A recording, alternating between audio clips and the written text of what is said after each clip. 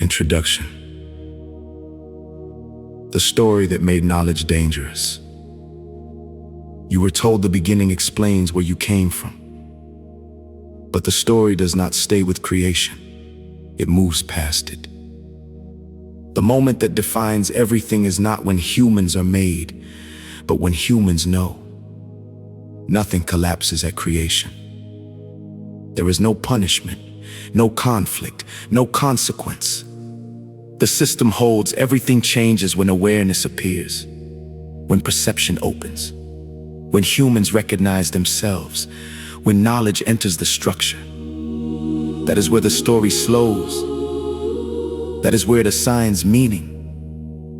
And the act that triggers it is not violence. It is not corruption. It is not destruction. It is awareness. From that moment forward, everything changes. Shame appears where there was none. Separation replaces simplicity. Labor becomes necessary. Death becomes real.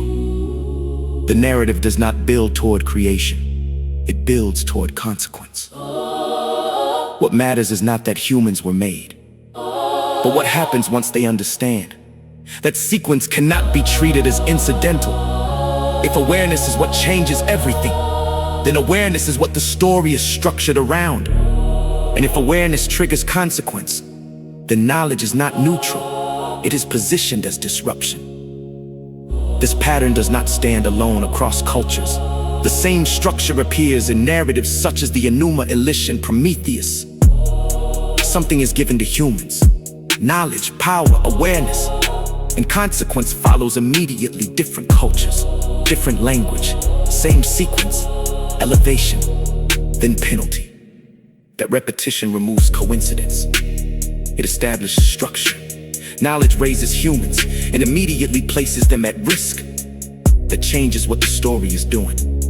It is not describing how the world began. It is organizing how human experience is understood. Suffering is not random. It is assigned. Awareness is not neutral. It is a turning point. Authority is not introduced later. It is already in place when the boundary is crossed. Once accepted, that structure extends beyond the narrative itself. Awareness becomes something to approach with caution. Questioning becomes something that carries consequence. The boundary is no longer just physical. It becomes intellectual. What can be known and how far it can be pursued is already defined. The system does not require direct enforcement. It does not depend on repetition. It does not rely on visible control. It holds because meaning has already been fixed. The connection between knowledge and consequence operates without needing to be restated.